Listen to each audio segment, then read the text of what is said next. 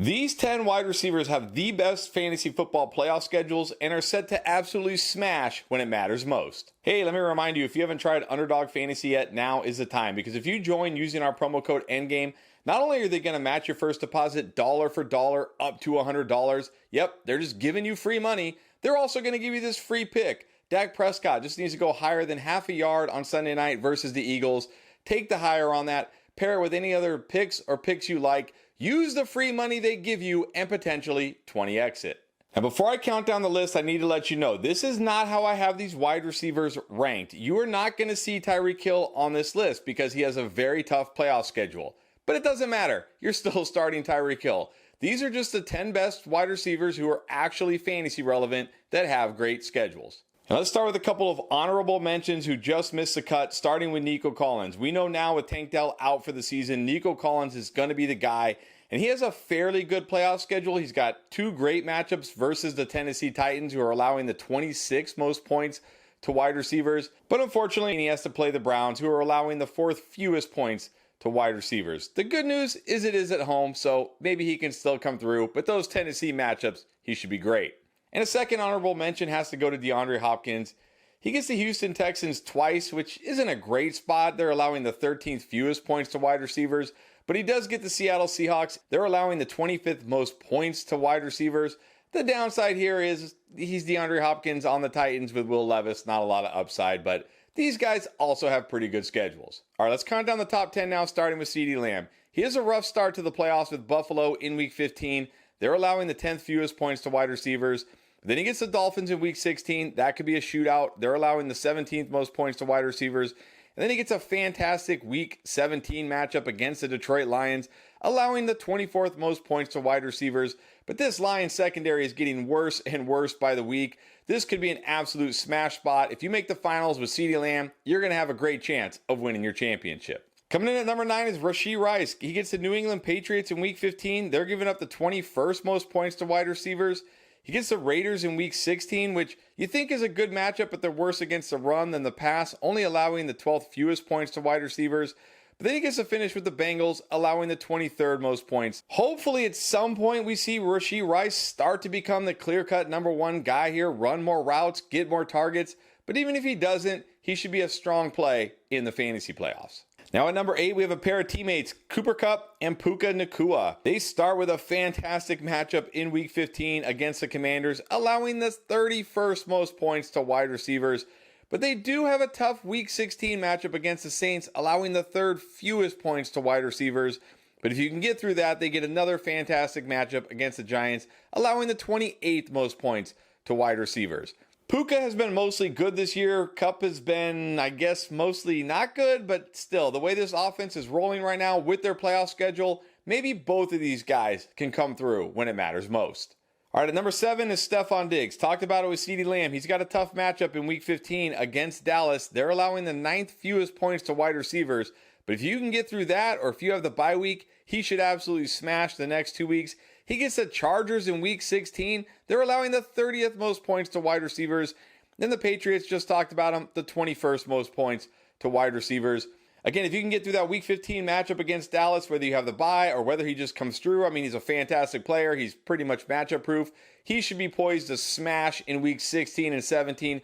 Absolutely, Stephon Diggs could be on a ton of championship teams this year. As could Chris Olave at number 6. He gets the Giants in Week 15, just talked about it, 28th most points to wide receivers. Does have a bit of a down matchup in Week 16 against the Rams, but they're allowing the 11th fewest points to wide receivers, but that shouldn't completely terrify you. But then he gets a smash spot against the Bucs in championship week, allowing the 29th most points to wide receivers. Whether it's Derek Carr, Jameis Winston rest of the season, it doesn't matter. Chris Olave has been mostly great this year. Multiple games over 100 yards. Really, we just need the touchdowns for this guy to truly start exploding. Maybe those matchups make it happen. Coming in at number 5 is Marquise Brown of the Cardinals. He starts with the 49ers in Week 15, and you think, it's a tough matchup, but they're allowing the 22nd most points to wide receivers. Then he gets the Bears, allowing the 16th most points to wide receivers in Week 16. And then he gets that Philadelphia secondary, allowing the most points to wide receivers. The only real question mark here for Hollywood Brown is, can this guy get healthy? Left the game last week with that heel injury. Hopefully the week off this week helps. Hopefully he comes back in week 15, getting full practices, fully healthy, because he is set up to absolutely smash in the fantasy playoffs with Kyler Murray. Just please, Hollywood, be healthy when it matters most. Our fantasy teams need it. At number 4 is rookie Zay Flowers of the Baltimore Ravens. Gets a fantastic playoff schedule, starting with the Jacksonville Jaguars in week 15, allowing the 27th most points to wide receivers.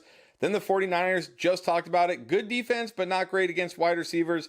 Then he finishes with Miami, not a smash spot, but they're allowing the 17th most points to wide receivers. There's really not a single matchup on his playoff schedule that should worry you. The worry here should maybe be his target share, the offense. It's a run-heavy offense. The ball gets spread around.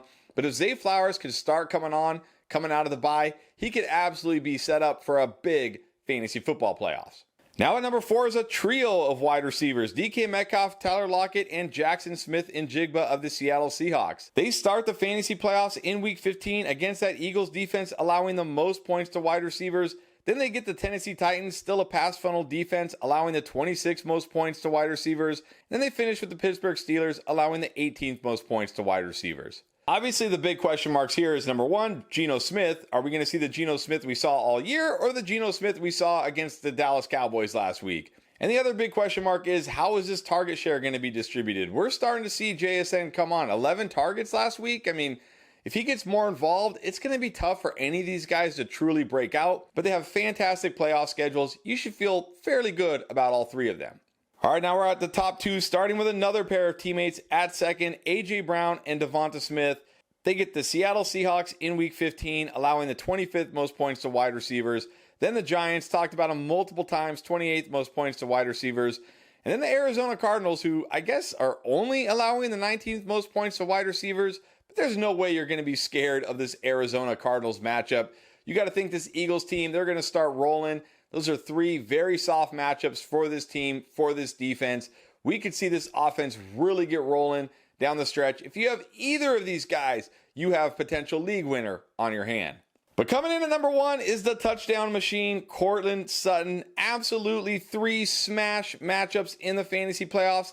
The Detroit Lions, talked about him, allowing the 24th most points to wide receivers and only getting worse as the season goes on. The New England Patriots, allowing the 21st most points to wide receivers. And then a great matchup against the LA Chargers to finish, allowing the 30th most points to wide receivers. Courtland Sutton has scored in every game but 3 this year. He could score in all 3 of these games easily, have big yardage games. Courtland Sutton looking like one of the best steals of the fantasy draft, and he might also be one of the best wide receivers in the fantasy playoffs. Speaking of the fantasy playoffs, they're almost here, and you need help getting through week 14 and into your playoffs, and we've got you covered with our week 14 playlist, all the videos you need to dominate and win this week. Check it out right here.